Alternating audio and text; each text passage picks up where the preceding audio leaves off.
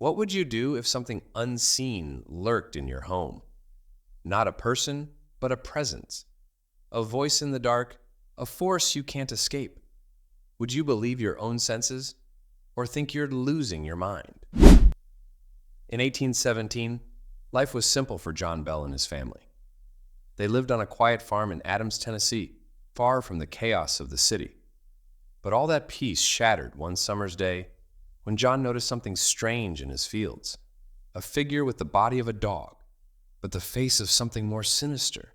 He shot at it, but it disappeared into thin air. What seemed like a strange encounter at first soon turned into something much worse.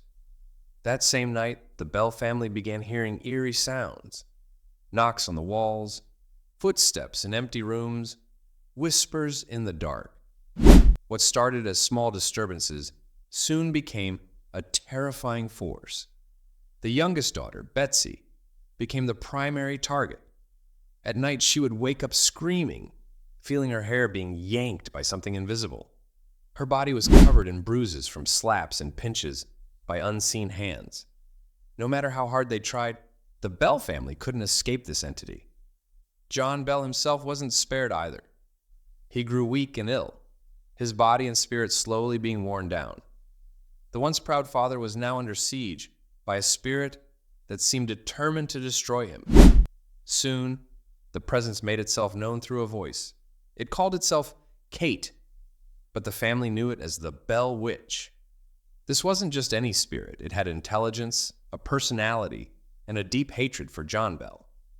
The witch's voice filled the house with threats, insults, and terrifying laughter. The witch would speak to the family, mock them, and torment them for months on end. Even guests to the Bell home were not spared. Many people in the community began to hear about the strange happenings at the Bell farm, and soon the story spread like wildfire. Even Andrew Jackson, who would later become president of the United States, heard of the Bell Witch. Jackson, curious and skeptical, decided to visit the farm himself with a group of men. But soon after arriving, strange events began to unfold.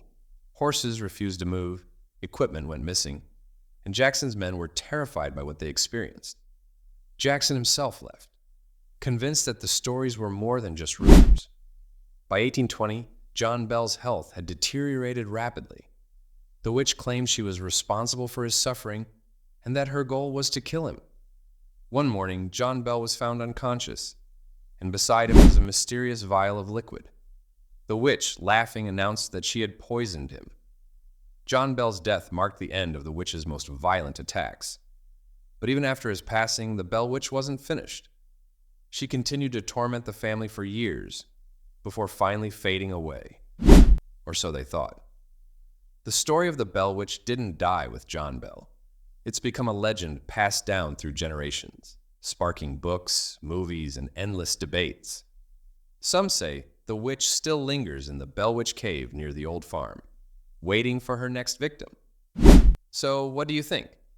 Was the Bell Witch real, or just a terrifying tale spun out of control? Let us know in the comments. With that said, thanks for watching, and until next time.